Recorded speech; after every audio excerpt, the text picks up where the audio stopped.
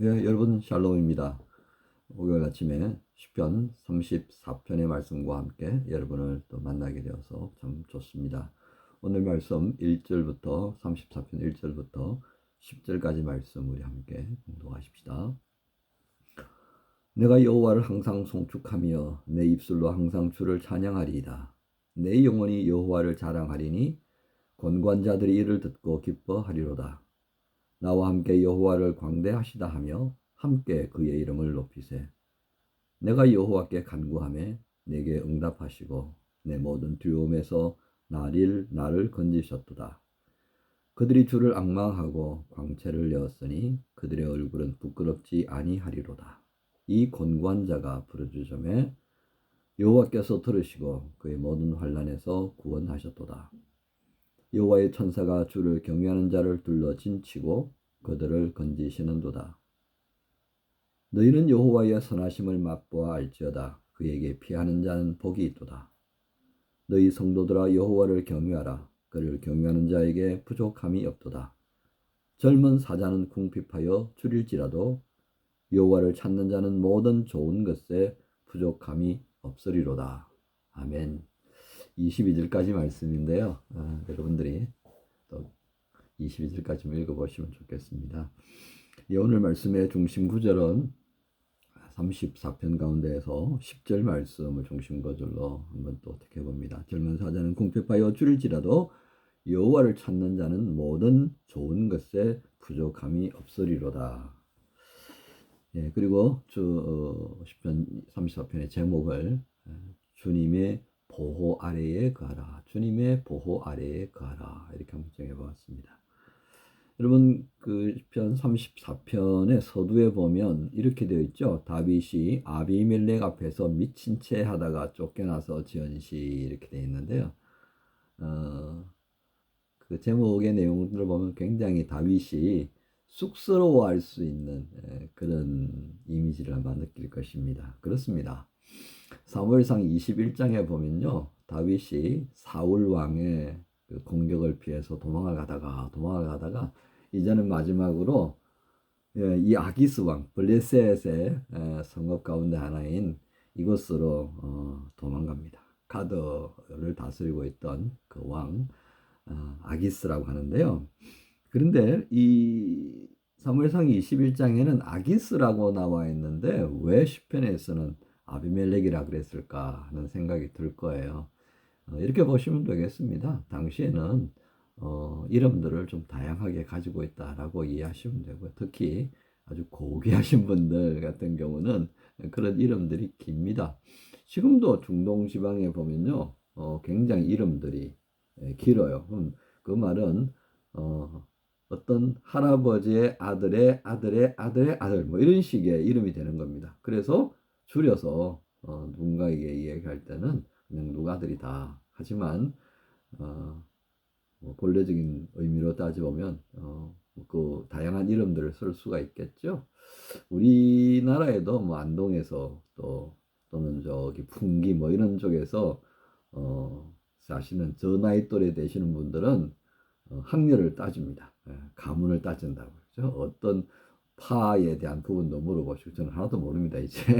자, 그렇게 이해하시면서 이 아기스라는 이름이나 아비멜렉이라는 이름이나 동일하게 중복해서 쓰고 있었다라고 하시면 되겠습니다. 왜 그럴까요? 그만큼 다윗이 이 시대에 굉장히 유명한 사람이기 때문에 그렇습니다. 그러니까 이름을 잘못 기재하지는 않았을 거다. 그죠? 자, 이때 이제 사무엘상 21장에 나타나는 것처럼 다윗은 정말 어떻게 살기를 찾아야 되는데 블레셋으로 도망가면 더 이상 사울이 자기를 찾지 못할 것이다 하는 그런 마음으로 도망을 갑니다. 이 당시에 다윗의 심정은 어떻겠습니까? 뭐 정말 지푸라기로도 잡는 그런 심정이었음이 분명합니다. 정말 도처에 막혀 있었으니까요. 모두가 다윗을 잡으려 하고 그것을 사울에게 넘겨주어서 상급을 받으려고 하는 자들로 우글대는 그런 지경을 다윗은 도망 다니고 있었습니다. 그러니까 그 시점에 가장 안전하다고 여길 수 있는 것은 블레셋이었다. 근데 블레셋 지경에 들어가 보니까 결국은 가사왕 이 아기스에게 붙잡혀서 갈 수밖에 없는 상황이 되었습니다. 근데 이제 그런 잔머리를 굴린 것 같아요. 우리하고 원수되었던 다윗이 사울 왕과 원수되어서 이제 우리에게로 피난해 왔으니까 다윗을 잘 또 뭐 이용하면 뭐 좀 재미를 보겠다는 그런 생각을 가진 사람들도 있었을 것입니다. 그런데 실상 아기스 왕에게 딱 와 보니까 이제 사람들이 수근거리기 시작합니다. 정치라고 하는 게 그런 것 같아요. 이렇게 다윗을 데려온 사람들을 비난하는 사람도 있을 거고요. 이참에 그동안 우리가 그 골리앗이 죽은 게 정말 안타까웠는데 이참에 이 골리앗의 원수 갚자 뭐 그런 사람도 있을 거고요. 저 다윗 때문에 죽은 우리 블레셋 사람들의 수가 얼마나 많은지 알지 않느냐. 이 원수 갚자 뭐 그런 식의 눈빛을 보내고 수근거리는 이야기를 아마 다윗이 들었던가 봅니다. 야, 이러다가 내가 살려고 왔는데 이거 죽겠다. 그래서 다윗은 그 미친 척하게 됩니다. 막 머리를 헝거러뜨린 모습으로 침을 질질 흘리고 그리고 벽에다가 뜻도 모르는 뭔가를 막 꺼적거리기 시작하고 전형적인 미친 모습을 드러내는 겁니다. 그러자 아기스 왕이 그 꼴을 보고서는 한심하다는 거죠. 야, 그 용맹무상했던 그 다음에 이스라엘에서 사울 다음에 최고의 권력을 가지고 있던 이 다윗이 그러고 있는 거 보니까 참 한심한 거예요. 그러니까 고래 소함을 지는 거예요. 고래. 누가 이 미친 자를 나한테 데려왔느냐. 이 가사에 이 다윗만큼 못한 미친 자가 있어서 나를 보라고 데려왔느냐. 막 그렇게 화를 내면서 쫓아내어 버립니다. 다윗은 그렇게 해서 결국은 그 위기를 모면하게 되었죠. 그리고 그 위기를 모면한 다음에 다시 아둘람 굴로 광야에 있는 아둘람 굴로 피신하게 됩니다. 거기에 와서 다윗이 가만 생각해 보니까 얼마나 한심했겠습니까? 야, 참 기가 막힌 인생이 내구나. 여호와는 나의 목자시니 내게 부족함이 없으리로다. 그렇게 찬양했던 다윗, 그런 다윗도 살려고 가사왕 아기스에게로 결코 연합해서는 안 되는 자를 찾아가고요. 뭐 그런 모습으로 자신을 이렇게 가만히 들여다보니까 얼마나 한심하고 답답했겠습니까? 그래서 34편을 시를 지으면서 하나님 앞에 기도하게 되었다 하는 겁니다. 오늘 우리가 그 중심 구절을 어디에 둔다고 그랬습니까? 10절이었습니다. 10절. 젊은 사자는 궁핍하여 줄일지라도 여호와를 찾는 자는 모든 좋은 것에 부족함이 없으리로다. 젊은 사자가 누구였습니까? 자신을 의미했던 겁니다. 자신의 용명. 젊은 사자가 누구를 의미하겠습니까? 다윗 자신을 이야기하는 거예요. 동물의 왕국 보면요, 이 사자가 하마 새끼를 잡아먹으려고 얼쩡거리다가요, 하마가 그걸 보고 그냥 난리가 납니다. 그래서 그냥 사자가 그러면 날 살려라 그러고 도망치는 장면을 봅니다. 뭐 하마뿐이겠습니까? 어떨 때는 콧불소, 어떨 때는 물소 안에 뛰어들었다가요, 그 뿔에 걸려가지고 공중 제비를 돌 만큼 날아가는 그런 사자의 모습도 보게 됩니다. 여러분, 이처럼요, 자기의 힘만을 의지하고 자기 잔머리를 의지하면요, 어떻게 됩니까? 죽을 위기를 맞이할 수밖에 없습니다. 그런데 그 다음 10절 후반부에 뭐라고 되어 있습니까? 여호와를 찾는 자는 모든 좋은 것에 부족함이 없사. 그러니까 다윗은 뭐라고 지금 우리에게 고민하는 겁니까? 여러분, 내가요, 내 잔머리 가지고 이렇게 해봤거든요. 오직 살아야 되겠다라고 하는 그 일념으로 정말 좌우를 생각하지 못하고 그냥 살아야 되겠다는 생각만으로 선택했던 결과가 사는 게 아니라 오히려 나를 죽는 위기로 몰아갔던 것을 내가 경험했습니다. 여러분은 그렇게 하지 마시고요. 하나님을 찾고 구하십시오. 여호와를 찾는 자는 모든 좋은 것에 부족함이 없습니다. 이제 이렇게 고백합니다. 왜요? 7절을 볼까요? 여호와의 천사가 주를 경외하는 자를 둘러 진치고 그들을 건지시는 까닭이다. 여호와를 경외하는 자를요, 둘러 진칩니다. 이게 하나님의 보호하심입니다. 지금 제목을 뭐라고 그랬죠? 하나님의, 주님의 보호 아래에 거하라. 주님의 보호 아래에 거하라.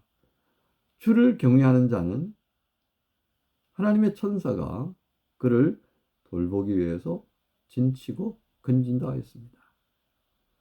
8절에 너희는 여호와의 선하심을 맛보아 알지어다. 그에게 피하는 자는 복이 있도다.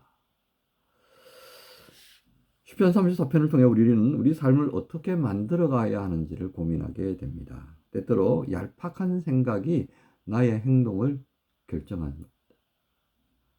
그것이 가져올 결과에 대해서는 사실 깊이 생각하지 않습니다. 다분히 감성적이고요.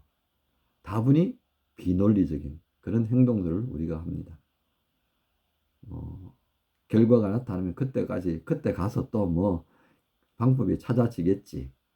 뭐 이런 식의 위로도 해가면서 말입니다.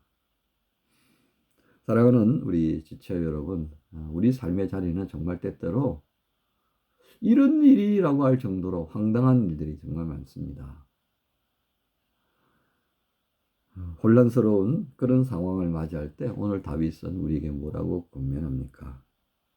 하나님은 주를 경외하는 자를 보호하시기 위해서 천사를 허락하셨고, 그리고 그 천사를 통하여서 그에게 피하는 자가 얼마나 복된지를 알게 하신다라고 증거합니다.